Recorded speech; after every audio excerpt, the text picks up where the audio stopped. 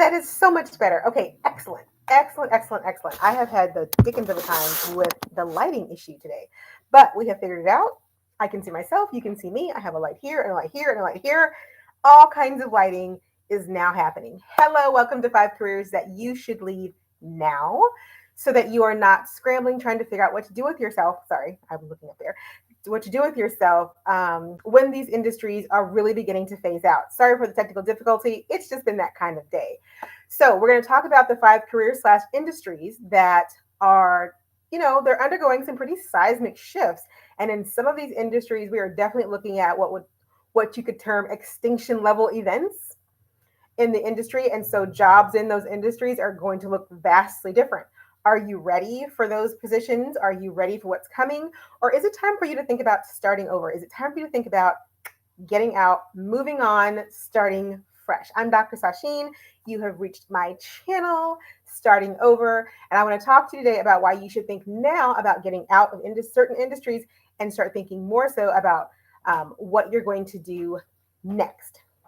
Stay tuned all the way to the end of the video, and I'll give you my 2 to 3 suggestions on actions that you want to think about taking that could totally change your life. So let's get started. And again, if you tuned in earlier, sorry for the technical difficulty. The lighting issue today has been weird because of the snow falling outside. Okay, so let's jump right in. The first industry up on the chopping block may come as a bit of a shock to you, but maybe not so much. And it's travel and tourism. If you watch this on the replay, there'll be a nice little travel and tourism thing swirling over here somewhere. It's travel and tourism. So travel has changed significantly in the past 3 years. For those of you who travel for work, you know on the front lines how difficult it is right now.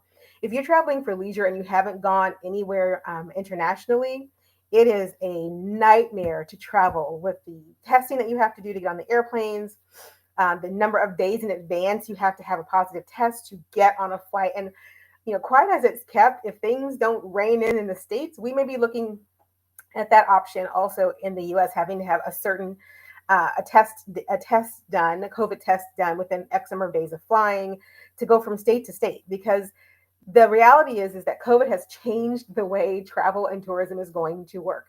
Now you might say to yourself, but Dr. Sasheen, because COVID has changed the way that travel and tourism are going to work, won't that open up certain jobs? Totally might, maybe not. So if you think about, I don't know if you're keeping track of jobs, but I do, because I have people contacting me about, okay, I want out, so what do I do next? If you're keeping up with jobs, you used to hear a lot about contact tracers being needed, people to talk to people about COVID, people to really help the healthcare industry, all these kind of things. You're not hearing as much of that anymore. And that's because there are certain things that were really prevalent at the beginning of the pandemic that are just not as necessary now. So even though there's a lot more activity around travel and tourism and a lot more barriers, there's still a kind of contracting of certain jobs in the tourism and travel sector. So the first one of those is our pilots. There is a worldwide and a domestic, I live in the US, pilot shortage. And that does not appear to be going to go away anytime soon. And the reason is because, and I don't know if you know what's happening at the front of your airplane, but for the most part, planes are flying themselves pretty efficiently at this point.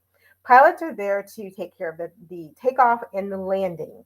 And that particular, and obviously if something goes wrong in air, sometimes you have to have, it's nice to have a human there in case something goes off the rails that autopilot doesn't seem to be able to correct. But the days when that was more necessary are dwindling rapidly. So if you are in the aviation industry, you probably know what I'm speaking. The technology is just going to get there. It's going to get there where airplanes are going to lead less and less input from someone sitting in the cockpit. Artificial intelligence is driving our cars. Artificial intelligence is already telling us where to go on our Google Maps or Waze or whatever you choose to use. Artificial intelligence is already directing our steps in certain ways as we tap on our health fit or whatever to take us on the best route to get from X, Y to Z. That technology is greatly impacting the travel and tourism industry. Pilots are kind of, I would argue, one of the big industry careers that if you're a pilot or you're thinking about becoming a pilot, you might want to give it a second thought. Private flight, I'm not talking about private, I'm talking about commercial. But the piloting industry, again, is already one of the industries that has the most advanced technology in it.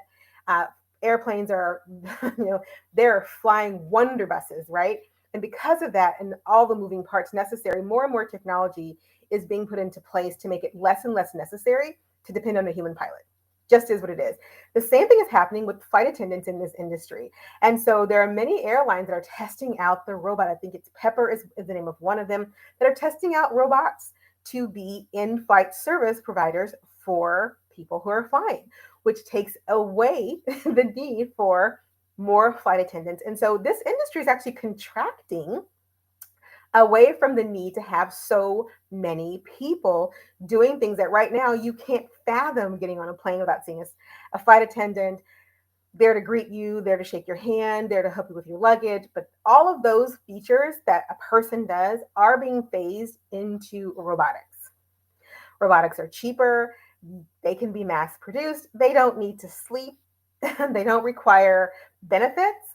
There's so many things, and I'm not saying good or bad. I'm just telling you the lay of the land here. They don't need all the things that a human requires to get a similar job done, and they can be configured to fit all different sizes of airplanes and do all different kinds of things. So we're seeing in the industry of travel and tourism a big wave of career shift coming for people who work in the airline industry specifically.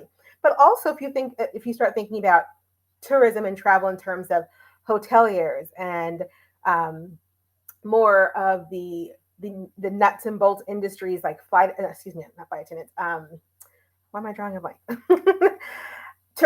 Travel agents, all of these websites where you can now book your own travel. And so if you're a travel agent or you're in the travel and tourism industry, you're a tour operator.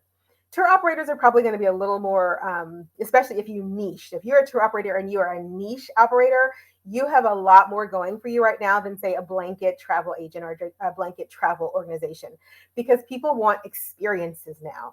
And so if you're in this career industry and I'm sure you've looked at the lay of the land to see how competitive it's becoming. It's just going to get even more so as travel gets more and more expensive, because it's going to get more and more expensive, especially as we have to move around the world in such more constricted ways. People are going to be looking for ways to cut costs. They're not going to be using travel agents as much. And I'm not trying to rain on anyone's parade. I'm just going by what the numbers are saying. And the numbers are out there. They're easily available to anyone who wants to go look. And so if you're in the travel and tourism industry and you have a career that is a pilot or a flight attendant or a travel agent or some kind of travel related business, now is a great time to start thinking about what your business is going to look like in the next 2 to 5 years. If you just look at what's happening with COVID and the impact that that's having on travel right now, today, January 28th, 2022, ear to the ground in many travel groups, many people are like, I'm not going to travel. I'm not going to go internationally. I'm going to travel domestically, because within country flying is a little bit easier than international flying. But for a lot of countries and a lot of industries, international travel is what pays the bills. It's the bread and butter. It's what keeps everybody happy. But remember, COVID is making it such that people have to test. They have to test to get into certain countries, a different kind of test depending on which country you're coming into, a test when you leave. I mean, there's a lot going on now. And so this is a career, an industry that is going to continue to undergo seismic changes. And there are going to be extinction level events in this industry that are going to put whole swaths of people out of business, which is why when I see the push to become a travel agent, which I think is fantastic. Again, if you niche, I think that's going to always be your salvation. But if you're a general agent, like for instance, my son really wants to go to Disney, I'm thinking about when, where, how, all kinds of things. I really want to go to Japan, so they have a Japan and Disney, all kinds of things. I am more likely to work with someone who is a specialist on Disney than I am to work with someone who is a generalist and could book me any place in the world. And here's why.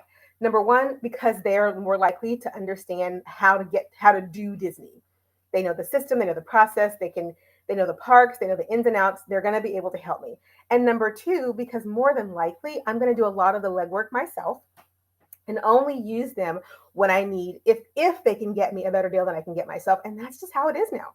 So if you're in that industry, travel, tourism, pilot, flight attendant, travel agents, And we already know that airports are becoming more mechanized and modernized. We already understand that there's so much of that industry that's already becoming automated that it only makes sense that if you're in that industry, you got to start thinking about what is it that I can do to parlay my skills into something else. Which leads me to industry number two that's is facing seismic changes, and that's hospitality. Hospitality is undergoing a major change, right? The hospitality industry, specifically in the hospitality industry, we have um, restaurants, hotels, again, travel agencies to some degree, but service workers. My service workers, let me talk to you guys. Let me talk to you ladies. Let me talk to you, my frontline managers who have been in the restaurant industry for years. Like I have friends who've been in the restaurant industry for years and are watching the changes coming down the turnpike. You might think, oh, we'll never automate away the need for people in hospitality. And that's where you would be wrong. That is absolutely where you would be wrong. At this moment, again, January 28th, 2022, if you want to book a hotel, you may or may not ever talk to a person who works in the hotel um, reservations department, right? You will go online, you will find your rate, you may find a better deal on Expedia or Booking or whatever search engine that you may use, or straight from the hotel's website. You may not see a person until you show up to the hotel. And and you may actually never see a person because some hotels are getting to the point where you never have to physically touch a person at all. What does that mean for the swath of people that are working in the hotel restaurant industry? What that means is it's time to start thinking about what life may look like if you're no longer necessary to the running of an industry. And unfortunately, countries like Japan and China and other smaller countries right now, China's not small, and other countries are really on the front lines of automating a lot of the things that right now we have a human doing, so that people don't have to touch each other. COVID has changed the game, y'all. It has changed the game. And it would be foolish not to look ahead 3 to 5 years and go, how do I get out before it's too late, before I don't have anything left, or before there's no industry that I can get into? Because you might want to be retraining into a new industry. You might want to start a new business, but I'll get to that. I'll get to that at the end. At the end, we'll talk about a couple of ways that I think you could begin transitioning out of where you are. A second piece to the hospitality industry that's seismically changing what we need and how we need it is the rise of the Airbnb and the VRBOs, right? Vacation rentals by owner, Airbnbs, that air bed and breakfast, right? Someone else, you go to someone else's home that they have purchased and paid for, you check in, you get your key, you never see that person. The steps that you would normally have taken in a hospitality world to get you from leaving your door to checking into your hotel, they're gone. You take care of all of that yourself. The owner never shows up. They come in, they make sure it's clean, they leave you a hello. They might check in with you via text. Chances are they have a service for that. But you're never going to see the things that you're never going to see a housekeeper. There's no concierge. There's no bellman. So all of those things are being pulled away. Those jobs are disappearing. And if the lower level jobs are disappearing, the upper level jobs are going with them. So I'm talking to the managers here. I'm talking to the middle managers who have been on the forefront of staffing and keeping people and all the moving parts going for big hotel chains and even smaller hotel chains, realizing that there's going to continue to be a shortage of workers who want to do those jobs, number one. And number two, there's going to continue to be a decline in customers for that service because a lot of people like just checking in and not having to deal with other people. Again, this is the land of COVID. This is no longer well, maybe COVID will disappear. We're in year 3. It's different now. So getting to a place of understanding that there are certain industries that are just going to continue to be seismically shifted would be a really good idea right now. So hospitality, hotels, restaurants. I'll get to the driving industry here in a minute. Hotels, restaurants, bars, like all of those industries that we think, oh, they're no, concert venues. No one buys concert tickets from a venue anymore. No one goes to the ticket booth and buys a concert ticket hardly anymore. I mean, they do to a certain extent, but let me give you just a glimpse of the future of hospitality industry things like concerts. With the advent of NFTs, and I'll do a whole video on why, if you're thinking about starting over into a new industry, it might not be a bad idea to see how your current skill set could parlay you into the digital content world, because that's really the future. But I digress. With the advent of the NFT, the non fungible token, the ability to digitally attach something to this thing in space and that you can claim ownership of, the NFT could revolutionize the concert industry, because if you could buy an NFT online, you never have to go to the concert venue. You go, you swipe your NFT at the gate, period. You never have to worry about any human contact. It's it's going to do away with an industry that's oddly enough rather lucrative and completely illegal, which is scalping, right? Ticket scalping. Black, black market. The black market in ticket sales for concerts is $1 billion industry. That's why it's very, very, very lucrative. And one way that industries are starting to look at getting around pirating black market sales of goods and services is through the NFT. But that's a whole nother issue. But my point is this: we're already getting to the point where there's so many things that AI is doing for us. That's not going to go away. That's going to increase. So if you're in the hospitality industry and you haven't looked around lately, if you're the owner of a restaurant, owner of a bar, owner of a concert venue, owner of a ticketing organization, which there aren't that many anymore, that's a pity. But anyway, if you're not looking at what's happening as management or owner or whatever, or even a frontline worker, then you're not paying attention. These industries are going through, they're not going to go through, they're going through a seismic level event right now. And with the advent of the pandemic 3 years ago and the continuing effects of that, these industries are going to continue to go through very seismic events. And let me give you another example.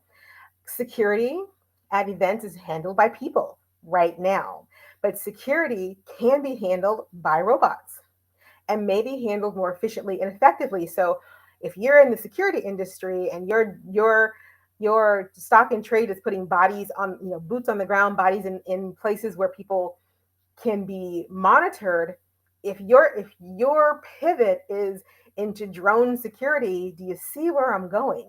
Do you start to understand the ramifications and the implications of being able to pivot and start over in something without leaving behind what you've already learned and taking that with you to another way of making your mark in the industry that you're in? Because I'm not telling you to leave industries that you love, but I am telling you that based on the trends, and the trends seem to be trending, y'all, and the math is mapping. Absolutely. Based on the trends, there's these industries are facing seismic level events. And some jobs are going to go extinct pretty rapidly in the next, some they're predicting in the next year or two are going to be radically shifted. We work from home now, lots of stuff not needed, which brings me to the third industry, which is driving. Oh, the plight of the driver. Whew. Uber, Lyft, hire car, Turo, and I'm not just talking about the delivery. I'm talking about physically people picking you up and carrying your body from one place to the next, not food delivery, which is disrupting the hospitality industry. By the way, especially in a pandemic, I'm not eating out. Are you? But I'm talking about driving, taxis, bus drivers, Uber drivers, Lyft drivers. All of these people right now are, all of these industries right now depend on a person behind the wheel. But what do we know? Thank you, Tesla. Because what we know is there are already self driving cars on the road. If you own a Tesla, you can start your car, put it on the highway, and read a book. It just is what it is. There are counties and cities that are already going to electric buses, fleets of electric buses that can run on either an electric cable that runs a grid through the city, or that are run by AI.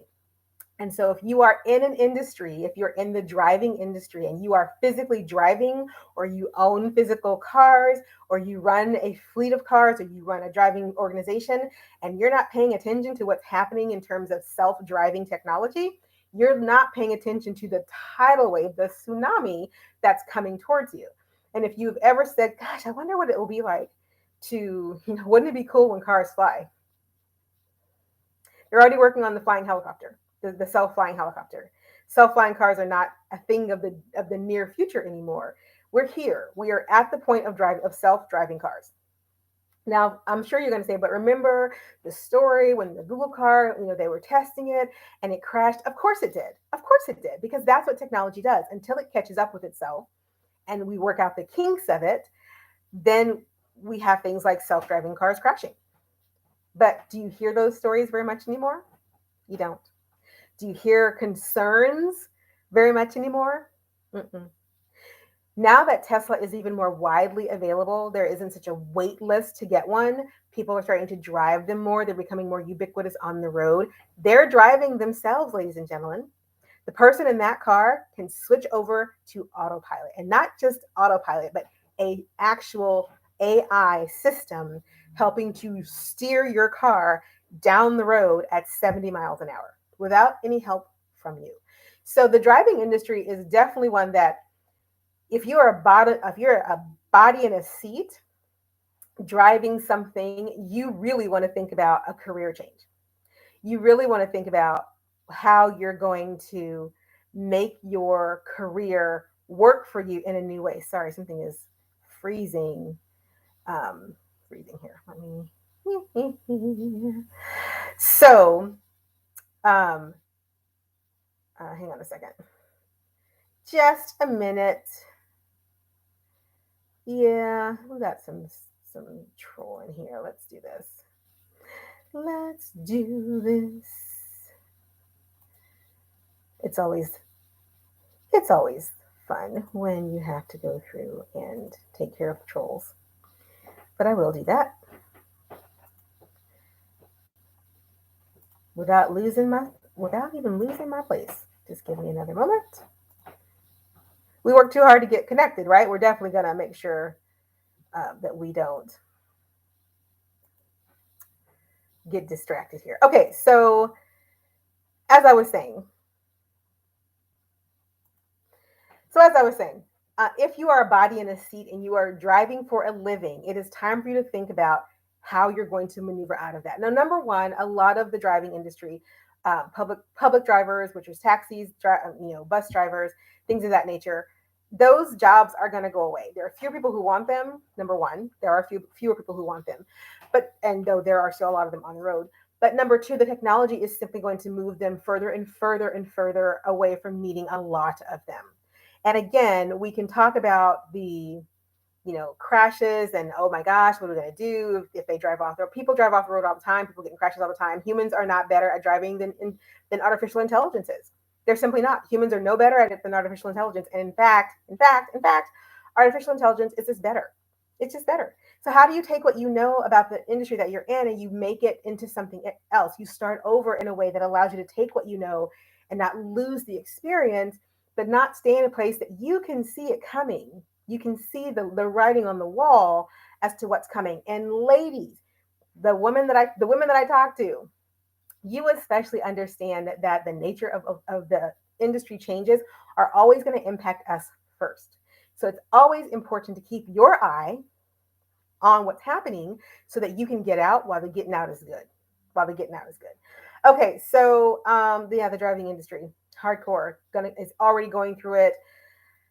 My heart rejoices when I see electric buses are coming. My heart rejoices when I hear that we're going to get more self-driving cars on the road, because not that we need more cars on the road, but the technology is catching up so that by the time that my son is driving, and he is not even over the age of 10 yet, by the time he's driving, I expect that the technology will be such that he could be a passenger in a self-driving car, not even be sitting in the front seat. That if I hired a car to take my son someplace, I could simply order a car without a driver, and that would be one of the safest options on the road. Just saying. Okay, so the fourth industry, which I talked about before, healthcare. I mean, there's no other way to put it. In terms of healthcare and the way technology is disrupting any field, you see it hands down in healthcare. One example is sonographers, people who do sonograms.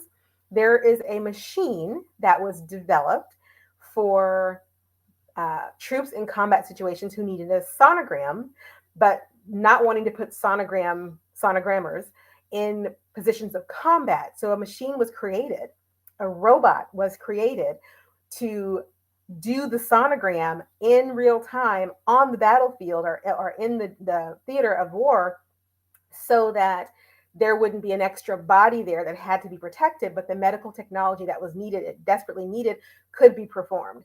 That is a absolute fantastic pivot, but that pivot is now finding its way into private practice hospitals, because what happens on the field of war often finds its way into our life, into private life, right? And so we have wars and military, incursions to thank for some of the technology that we enjoy in private life.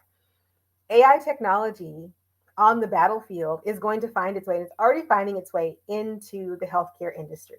Now, right now, we still need a lot of people to do a lot of healthcare things, but that's changing, and it's changing rapidly.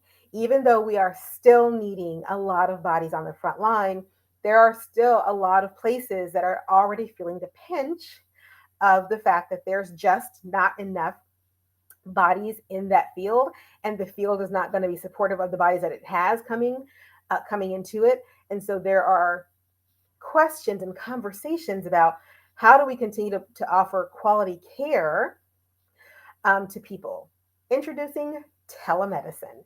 If you're not thinking about how to shift yourself into telemedicine, then you are asking yourself to be out of a job in the next 5 to 10 years. Telemedicine is revolutionizing everything about doctor visits, everything about healthcare visits, everything about counseling visits. When you can, from the comfort of your couch in your home, see your doctor, get a diagnosis. You can have x-rays taken now. The technology is advancing so quickly. The platforms are coming. If you are in the healthcare industry and you are not pivoting to in some way to get yourself into the tele part of health, then you're going to find yourself in the dinosaur part of health. And that is going to be an increasingly difficult place to exist. And so it may be that you just decide, okay, so instead of, my doctor does it, she's only in the office 2 days a week, like in the office. Every other visit is a telemedicine visit. Unless she physically needs to touch my body for some reason, then she does not see me. She sees me. She sees this part of me. And I can show her any part of my body in the comfort of my bedroom, where it's much more private. And I don't have to wear that stupid gown. And I'm not freezing to death sitting there. Like, I literally cannot stress how much telemedicine is changing the way I think about healthcare, and how I hope that in the future we don't have to go back to the doctor's offices unless we absolutely have to. But think about what that means. The need for a lot of staff starts to shrink. The need for nurses is not going anywhere because there's a nursing shortage, and there has been for years. COVID just brought out the crazy factor. But office managers, data entry clerks, file clerks, office techs, all of the people that an office requires to keep going, that a hospital needs to keep going, a lot of those jobs are going to go away. They're simply going to go away. So if you are working in the healthcare field and you're not in a specialized position, you're not a nurse, and even if you are a nurse, I would say, let's talk. Nurse or a doctor, or even, I would say if you're not a nurse or a doctor, then you really want to look around and get the lay of the land, because even the specialized professions, I just talked about the sonogram. Like, that machine isn't science fiction. It's science fact. There is a machine that can take a sonogram just as good as a human for a fraction of the price, and they can do it. They can just do it. There's no need to bring a sonographer to schedule it and things that and the other. And you know what else doesn't happen with that machine? The billing hours for a sonographer are going to look wildly different if the hospital just owns the sonogram machines. They just own the machines, right? Insurance companies are going to change. Like, there's so much ripple effect. So if you're in the healthcare industry and you're in the career of healthcare industry, whether it's sonographers, whether it's techs, whether it's nursing, skilled nursing and unskilled nursing, whatever position that you may be in, it is really good time to think about whether or not what you are doing can be done in the digital realm. Can you be moving yourself into the digital, the tele aspect of health, the tele aspect of medicine, because that is the future, and that's absolutely not going anywhere. And then finally, I left one of the best for last, and I only say one of the best because it's an industry that is huge, and it may feel like I see a lot of people are in this industry, and I get a lot of emails about how people can help me in this industry, and that's financial advising.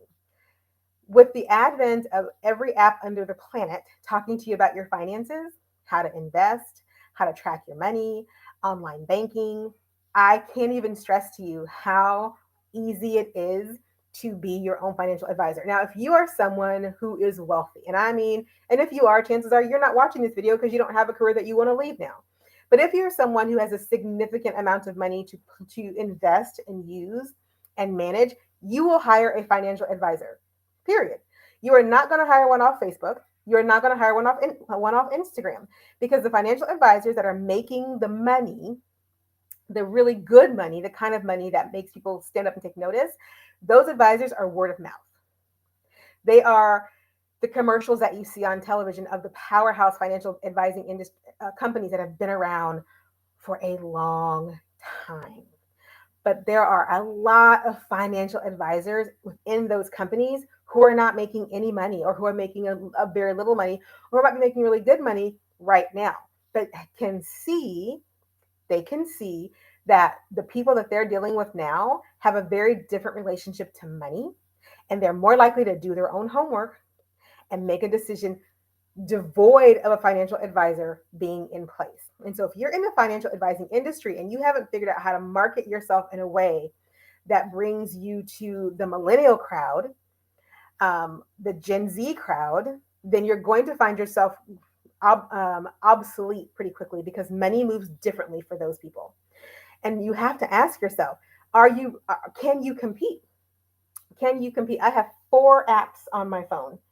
I might even have 5 of them dealing with money in some way, from the bank accounts to the crypto, to bill pay. The financial industry is automating itself beautifully, and it's also automating a lot of people out of a job. I pay all my bills through my phone. Pretty much all of my bills are paid through my phone. I don't ever have to talk to a person. It's a machine, it's a system, it's an AI system. I can move money all over the world from my phone. I never have to talk to a person. I can invest through my phone. And if you're investing in ways that, I'm perfectly transparent. I'm middle class. I'm not investing millions of dollars. So the things that I'm investing in may appear like, small to certain people, but they're important to me. I can monitor those things through my phone. I know exactly where my money is at all times. I don't need a financial advisor to tell me how to sell, how to trade, how to hold, because there's an app for that. Now, out there, somebody's going to say, but you don't get the insight into the industry. And here's what I will say. That may have been true for the baby boomers. That might even have been true a little bit more for us in the Gen X. That is less true for the millennials, and it's way less true for Gen Z. They know a lot more about how money works than we ever did. They understand a lot more about the industries that are important to them and are willing to do the work, the homework, than we ever did. And so in the financial advising and services sector, you're still going to walk into a bank, but your teller may not be a human. Because I don't need a human to count money. I don't need a human to deposit money. How many of you have been in a bank to deposit a check in the past year? I haven't walked into a bank to deposit. Why? Wire transfer, mobile deposit. Wire transfers, mobile deposits. That's it. Wire transfers and mobile deposits. When you can wire transfer or mobile deposit into any bank account anywhere in the world instantaneously, this isn't like 3 or 4 years ago when you had to wait a week for PayPal to clear an account, or a wire transfer took like 5 business days to guarantee it. That's all gone.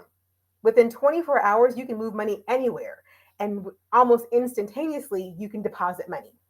And so the jobs in this industry, in the financial advisor, the financial sector, are undergoing a seismic shift. A seismic shift. Buying goods and services, stocks and bonds, real estate, all the things that money touches right now. There are a lot of people with their fingers in a lot of pies. But are you thinking about your career in terms of how to make the digital leap? how to make the leap so that if you choose to stay in this career, you can start over in a way that maximizes what you already know, but marries it to the future that you can see coming, because the future is not stopping. It's not stopping. There's a kiosk for everything. In fact, I was just watching a show. I'm going to forget which one now. Anyway, I was just watching a show, and they were talking about customs and getting people, because airports, getting people through customs and TSA, transportation safety. Here in the States, it's called various things in other places. But there's now a kiosk where you can go up to the kiosk and do all of the customs and immigration stuff at the kiosk. You can get the retinal scan. You can have your fingerprint checked. You can get your itinerary confirmed. You can have your passport scanned. You can have your ticket issued. You can get your stamp right there at the kiosk. Disruption of tourism and travel. If you can put 25 lines of kiosks with 10 kiosks deep in each line, you no longer need so many agents at the desk. You no longer need so many agents at the gate. Okay? And the same is true for the financial sector. When you can begin to realize that the teller at the bank that's great, it's nice and warm and friendly, but there is nothing that teller can do that a digital substitution cannot be found for, and is being actively worked on as we speak. So the manpower shortage in certain industries isn't overall anymore. It's more of the jobs that were once plentiful are going to be phasing out. Okay, so I don't want to end on gloom and doom. Now that I've told you the 5 career/industries that you need to leave now, and those were travel and tourism, hospitality industry, driving industry, healthcare, and the financial sector, what can you do? Like, what should you be doing if you should be leaving now? Well, number one, you should breathe. Um, the lay of the landscape of the world has changed. It just has changed, right? So what is it that you do in your everyday, in your current career and vocation, that you want to be doing 5-10 years from now? Because again, you may not have a choice on the pivot, but if you are in a position right now to have a choice on the pivot, take the choice now and think about, what could I be doing in 10 years? What is it that would make me just as happy financially, just as happy emotionally, just as happy physically? What is it that I am doing that will allow me the life that I want to continue to live without the worry of the industry that I've been a part of? Now, I've talked a lot about higher education because that's what I come from. And if you haven't seen my video on why it's a good time to think about shifting out of higher education, it's a 2-part series. I will link to the first video here at the end so that you can click on it and link to it if you're in higher education. I'm talking specifically to you because that's where I come from. But the first thing I would suggest is that you take a break. How many of you haven't used a lick of vacation time in I don't know how long? If you have vacation time, or if you have some kind of leave, take it. If you don't have any leave, make some. Go on a sabbatical if you're in higher education or you have a job that provides that. Take some FMLA mental health time. You need to really sit down and think about, what is it going to look like if this career that I have invested in disappears? What skills do I have to move forward? What do I know that I can parlay into something else? Where do I see myself going with it? Because for a lot of people, it was the idea that I've learned this, I'm going to fast track my way, or at least I'm going to keep my job in this organization or in this industry, and I'm always going to be there. But we have seen many industries completely turned upside down when new technology has come onto the scene, and it's been fast. Ask the taxi drivers how they feel about Uber and Lyft, because they will give you an earful about how they were on top of the world one day, and not even 5 years later, they are struggling. Okay. And just so we are clear, Uber and Lyft are starting to feel the pinch of other rideshare services that are coming, and driverless automation. And here's the thing. Y'all don't get me started here. Here's the thing. The Uber and Lyft drivers who are using their own cars right now as basically taxis and getting paid for it, they're also going to need to start thinking about how they can diversify, because driverless cars are coming. They're just coming. And if your competitor has the same model of car that you do, but they can literally let it drive itself to pick up patrons, they don't even have to be in the car anymore. So I can undercut your price by maybe 5%. Let's just say 5%. I can take 5% off the price because it drives itself. It drives itself. How are you going to compete with that? How are you going to compete with that? Questions. That taking some time off and giving yourself permission to think and not keep racing through it like it's not happening would be a good idea. The second thing is how are you going to go digital? You need to get your digital game on. Period. The next wave is artificial intelligence. There's always going to be a place for digital people in the world because we require digital content. UGC's user generated content is a real thing. You know, Web 3.0 is coming. There's chatter about the metaverse. Not that big of a chatter yet. Don't worry about it. But there are a lot of things happening in every industry that I mentioned that has a digital imprint on it that would be lucrative for you to think about if my job goes digital, what does that look like? And if I want to keep my job, what do I need to do to be a part of the digital wave that's coming and not be sitting here thinking that, oh, they're never going to be able to replace this? Operators felt the same way. Switchboard operators, I'm assuming, didn't even think that whole telephone in every home thing, that's not going to happen. And I guarantee you that they didn't even fathom the cell phone in the day when nobody had a landline. I'm old enough to remember picking up a phone, hitting the zero to get an operator. We don't have those things anymore. Those people are out of a job. That industry disappeared. So, what is it that you do in your current position that could be digitized? And can you be on the front wave of that digitization? Some industries are not going to survive. Computer AI is going to take over many, many things. Many things. I was reading an article about fabrication and metalworking and how the advent of 3D printing is revolutionizing that industry and not in a great way. Because when you can 3D print now, you no longer need so many people to be able to physically touch something, which is where niching becomes really important. Artisans, artisans are always in high demand because of the uniqueness of what they offer. Commercial people are not as in high demand because they don't offer anything uniquely different from the one person next to them over here or the one person next to them over here. And they're all offering the same thing. And when it comes down to it, I only need one of those. I don't need 15 of those. So departments of people doing graphic design, not really necessary anymore, especially when I've got a computer that can do the work of 10 of you. And if what I need is a creative, what I need is someone who can think creatively about the design and then go feed it into the computer. You see where I'm going with this? How can you make what you love in a way that allows you to maximize it in the digitized world that we're living in and that we're getting increasingly more and more into? And then finally, these are the three things that you want to think about, the three things I promised you. Number one, take a break. Take a break, get your mind right, get your head back on straight. Don't this is not doom and gloom. This is a brave new world, an absolutely brave new world. So take a break and think about how you can fit into it. And number two, take an assessment of what you've got going for you and ask, how do I make this a part of the digital reality that's coming? How can I take the skill set that I have in this job and turn it into a business or vocation or get the training necessary to move it into something that's going to be in demand? And do not tell me that you're too old to think about these things because we are living longer. So despite of the fact that there have been a slew of high profile celebrity deaths in January 2022, the reality is that we're still living longer because a lot of those people are over the age of 90. Finally, number three, step back, start again. Start your own business, start your own company, get retrained, retrain yourself into the future. I love this idea.